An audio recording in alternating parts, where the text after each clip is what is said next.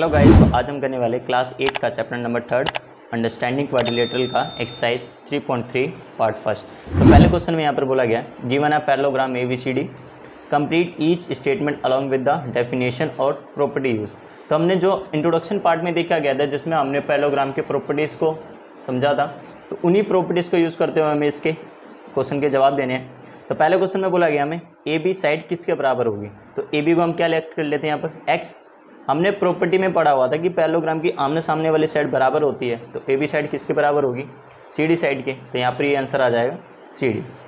अब दूसरे में बोला है कि एंगल DCB किसके इक्वल होगा, तो एंगल DCB पहले देख लेते हैं, DC और B, मतलब ये वाला एंगल किसके इक्वल होगा, ये वाले एंगल के, और इस एंगल का नाम क्या होगा DAB, क्योंकि पैरेललोग्राम पे अपोजिट एंगल्स क्या होते हैं, इक्वल, इसलिए ये एंगल हो जाएगा DAB के इक्वल।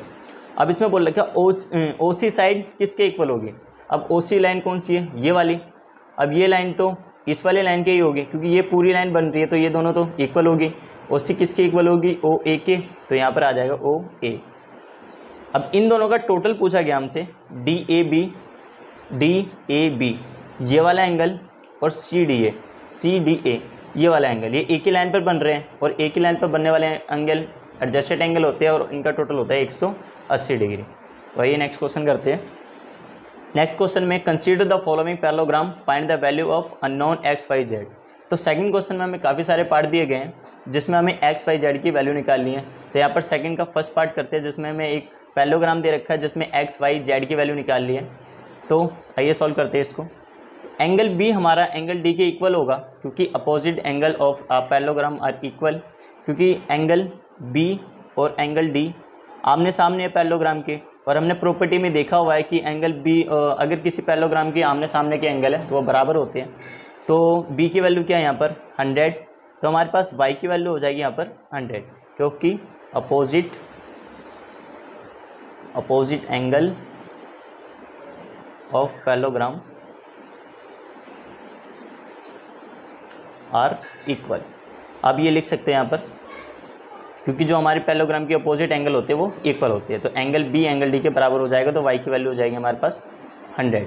अब हम यहाँ पर Z की वैल्यू निकालते हैं। जो एक ही लाइन पर बनने वाले एंगल होते हैं वो होते हैं एडजस्टेड एंगल। तो यहाँ पर लिख लेते हैं angle A plus angle B, इन दोनों का टोटल कितना होगा यहाँ पर 180 डिग्री, क्योंकि ये क्या होती है, ये होती है adjusted angle. Short form use कर रहे हैं हम यहाँ पर। A की वैल्यू क्या है यहाँ पर हमारे पास Z है, और B की वैल्यू क्या है 100। यहाँ से हम क्या करेंगे, Z की वैल्यू निकाल लेंगे। 180 में से माइनस कर दोगे 100, तो Z की वैल्यू आ जाएगी यहाँ पर 80। तो हमारे पास Z की वैल्यू आ गई और Y की वैल्यू आ गई। अब निकालते हैं हम X की वैल्यू। X किसके सामने है, Z के सामने। तो जैसे एंगल B और D इक्वल था, वैसे ही एंगल A और C भी इक्वल होंगे, क्योंकि ये भी पैरेललोग्राम के अपोजिट एंगल है। तो एंगल A बराबर होगा एंगल C के, क्योंकि यहाँ पर कौन सी प्रॉपर्टी लिखोगे, सेम ये वाली property, because opposite angle of parallelogram are equal. तो यहाँ पर हम लिख सकते हैं एंगल A की वैल्यू क्या है यहाँ पर Z, और एंगल C की वैल्यू क्या है यहाँ पर X। Z की वैल्यू कितनी है हमारे पास 80, तो हमारे पास X की वैल्यू हो जाएगी 80। पार्ट करते हैं सेकंड का सेकंड पार्ट, जिसमें हमें इसमें भी X Y Z की वैल्यू निकालनी है। तो पहले इसका नामकरण कर देते A B C और D। अब एंगल A और B एक ही लाइन पर बन रहे हैं, और इन दोनों का टोटल कितना होता है 180 डिग्री। तो एंगल A और एंगल B का टोटल कितना होता है 180 डिग्री, क्योंकि ये क्या है एडजस्टेड एंगल। ये हमने प्रॉपर्टी इसके इंट्रोडक्शन वीडियो में देख चुके हैं। अब एंगल A की वैल्यू क्या है 50 है यहाँ पर, और B की वैल्यू Y, तो हम इससे Y की वैल्यू निकाल लेंगे। अगर Y की वैल्यू निकालनी है तो 180 में से 50 माइनस करना पड़ेगा, 50 इधर आएगा तो ये माइनस का हो जाएगा, तो यहाँ पर Y की वैल्यू हो जाएगी हमारी 130। अब अगर Y 130 है तो हमारा X कितना होगा 130, क्योंकि B और D जो एंगल है वो पैरेललोग्राम के अपोजिट एंगल है। तो हम यहाँ पे लिख सकते हैं कि एंगल B और angle D are opposite angle, that's why they are equal. तो एंगल B की वैल्यू क्या है हमारे पास यहाँ पर Y, और यहाँ पर एंगल D की वैल्यू यहाँ पर X। तो Y की वैल्यू हमारे पास यहाँ पर आ गई थी 130, तो हम यहाँ पर X की वैल्यू लिख सकते हैं 130। तो हमारे पास X की वैल्यू आ गई, Y की वैल्यू आ गई। अब हम Z की वैल्यू निकालते हैं। जो एक ही लाइन पर बनने वाले एंगल होते हैं, और एक एंगल बाहर का और एक एंगल अंदर का होता है, तो वो होते हैं कोरस्पॉन्डिंग एंगल, और ये दोनों एंगल बराबर होते हैं। तो हम लिख सकते हैं, क्योंकि ये एक ही लाइन पर बन रहा है और एक एंगल बाहर का है जो Z है हमारा, और एक एंगल अंदर का जो X है, तो X बराबर होता है Z के, क्योंकि ये क्या है एक कोरस्पॉन्डिंग एंगल है, इसलिए क्या होगा बराबर होगा। ये कोरस्पॉन्डिंग एंगल है, इसलिए हम इसको बराबर लिख सकते हैं। तो x की वैल्यू कितनी आई हमारे पास 130, तो z भी कितना होगा हमारे पास 130। अब इसका थर्ड पार्ट करते हैं जिसमें हमें इसमें भी x y z की वैल्यू निकालनी है।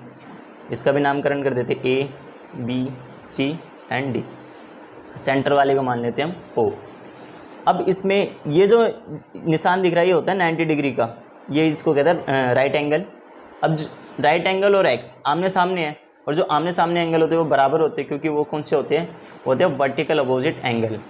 जो आमने सामने एंगल होते हैं वो होते हैं वर्टिकल अपोजिट एंगल, और ये दोनों एंगल आपस में बराबर होते हैं। तो इसीलिए हमारे पास x की वैल्यू हो जाएगी यहाँ पर 90 डिग्री। तो हमारे पास x की वैल्यू आ गई। तो अब निकालते हैं हम बाकी का। अब यहाँ पर देख सकते हो एक ट्रायंगल बन रहा है, एक रफ में ऐसा बना लेते हैं हम। ये ट्रायंगल बन रहा है यहाँ पर, जिसमें यहाँ पर आपकी वैल्यू दी गई है y, यहाँ पर x दिया गया था, x की वैल्यू तुम्हारे पास कितनी आ गई है 90। तो यहाँ पर हम पुट कर सकते हैं हम 90, और यहाँ पर आपके पास 30 है। अगर ऐसी कंडीशन आती है तो आप कौन सी प्रॉपर्टी लगा दो, अगर किसी भी ट्रायंगल में दो साइड दे रखी हो और एक साइड फाइंड करनी हो तो सम ऑफ ट्रायंगल वाली प्रॉपर्टी लगा दो। और सम ऑफ ट्रायंगल कितना होता है एक ट्रायंगल का, sum of whole side of triangle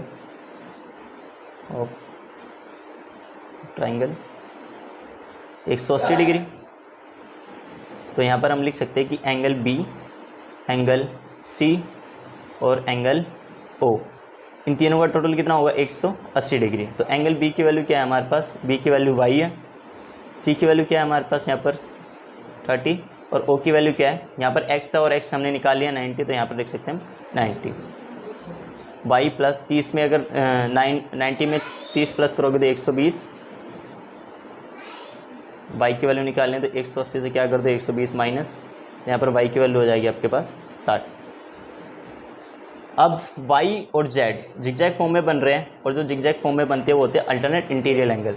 तो y एंगल बराबर होगा z के, क्योंकि ये क्या है, एक अल्टरनेट इंटीरियर एंगल है, इसलिए हमारे पास z की वैल्यू भी हो जाएगी यहाँ पर 60। क्वेश्चन करते हैं जिसमें हमें इसमें भी x y z की वैल्यू निकालनी है।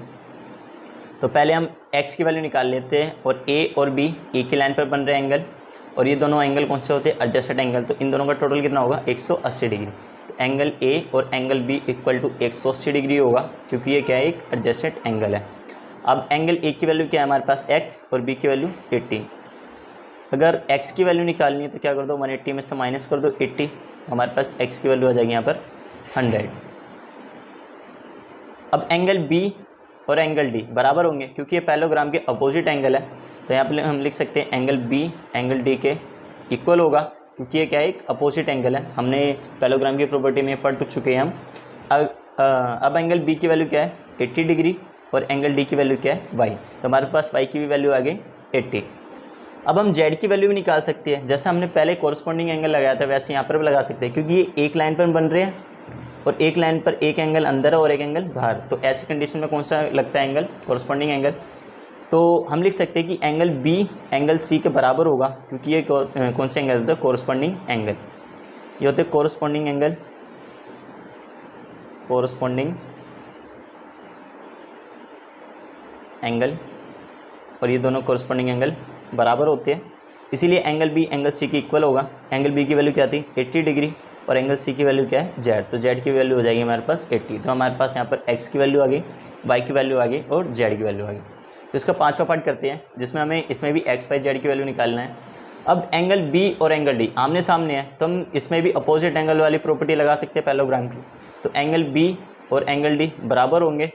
एंगल B की वैल्यू क्या है यहाँ पर 112, तो यहाँ पर D की वैल्यू क्या है y। तो y की वैल्यू हो जाएगी हमारी यहाँ पर 112। अब यहाँ पर एक ट्रायंगल बन रहा है, जिस ट्रायंगल का नाम है ACD। अगर किसी भी ट्रायंगल में दो एंगल दिए गए होते हैं और एक एंगल फाइंड करना होता है तो सम ऑफ ट्रायंगल वाली प्रॉपर्टी लगा दो। तो यहाँ पर भी हम सम ऑफ ट्रायंगल वाली प्रॉपर्टी लगा देते हैं। Sum of whole side of triangle, whole sides of triangle कितना होता है किसी एंगल ट्रायंगल का 180 डिग्री। तो यहाँ पर ट्रायंगल है ACD। तो एंगल A, एंगल C और एंगल D, इन तीनों का टोटल क्या होगा 180, क्योंकि सम ऑफ ट्रायंगल वाली प्रॉपर्टी है। एंगल A की वैल्यू यहाँ पर 40 है, C की वैल्यू x और D की वैल्यू y। अभी हमने y की वैल्यू फाइंड करी थी, कितनी थी हमारे पास 112। तो यहाँ पर हम पुट कर देते उस वैल्यू को, और 180। 40 और 112 को प्लस करोगे तो 152 आएगा और प्लस में x चलना है यहाँ पर, ये दोनों प्लस नहीं होंगे। अब x की वैल्यू निकालनी है तो 180 से माइनस कर दो 152, तो हमारे पास x की वैल्यू आ जाएगी 28। हमारे पास यहाँ पर x की वैल्यू आ गई, y की वैल्यू आ गई। अब हम किसकी वैल्यू निकाल सकते हैं, z की। अब ये एक ही लाइन पर बनने वाली है और ये जिगजैग फॉर्म में बन रहा है, और जो जिगजैग फॉर्म में बनने वाला एंगल होता है वो होता है अल्टरनेट इंटीरियर एंगल। तो x और z बराबर होंगे, तो x एंगल बराबर होगा z के, क्योंकि ये क्या है, एक अल्टरनेट इंटीरियर एंगल है। यहाँ पर शॉर्ट फॉर्म लिख दिया है। अब x की वैल्यू क्या है यहाँ पर 28, तो यहाँ पर z की वैल्यू कितनी होगी यहाँ पर 28। अब इसका थर्ड क्वेश्चन करते हैं जिसमें हमसे कुछ कंडीशन पूछी गई है। इसमें थर्ड क्वेश्चन में बोला गया है can a quadrilateral ABCD be a parallelogram. इसमें बोला गया है क्या एक ऐसे पैरेललोग्राम बन सकते हैं जिसमें ये 3 कंडीशन है, इसमें येस या नो में जवाब देना है हमें। तो एक रफ पैरेललोग्राम बना लिया हमने यहाँ पर। पहली कंडीशन में बोला है एंगल D एंगल B के इन दोनों का टोटल 180 होगा। तो चलिए देखते हैं। एंगल B, ये वाला एंगल और ये वाला एंगल, ये दोनों तो अपोजिट एंगल है, और हमने प्रॉपर्टी में पढ़ा हुआ है कि ये दोनों एंगल बराबर होते हैं। हो सकता है ये दोनों एंगल 90 डिग्री के हो, तो इस हिसाब से तो इनका टोटल 180 डिग्री आएगा। बट ज़्यादा चांसेस है कि 90 के नहीं होंगे, क्योंकि पैरेललोग्राम में सारे एंगल 90 डिग्री के नहीं बनते हैं। इसीलिए ये इनका टोटल 180 डिग्री तो नहीं हो सकता, तो इसीलिए नो। अगले कंडीशन में बुलाया गया कि AB और CD 8 सेंटीमीटर है। चलो ले लेते हैं यहाँ पर AB 8 सेंटीमीटर और CD भी 8 सेंटीमीटर। और यहाँ पर बोला गया AD ये वाली साइड 4 सेंटीमीटर है और BC 4.4। ये भी नहीं बन सकता, क्योंकि पैरेललोग्राम की प्रॉपर्टी के हिसाब से आमने सामने वाली साइड बराबर होती है। तो AB साइड CD के बराबर तो होगी, बट AD साइड BC के बराबर नहीं होगी, क्योंकि यहाँ पर AD की वैल्यू 4 सेंटीमीटर है और BC की वैल्यू 4.4 है। तो इससे भी नहीं बनेगा, तो इसका आंसर हो जाएगा नो। अगले में बोला गया कि एंगल A 70 है और angle B 65। Angle A 70 degree और एंगल C 65।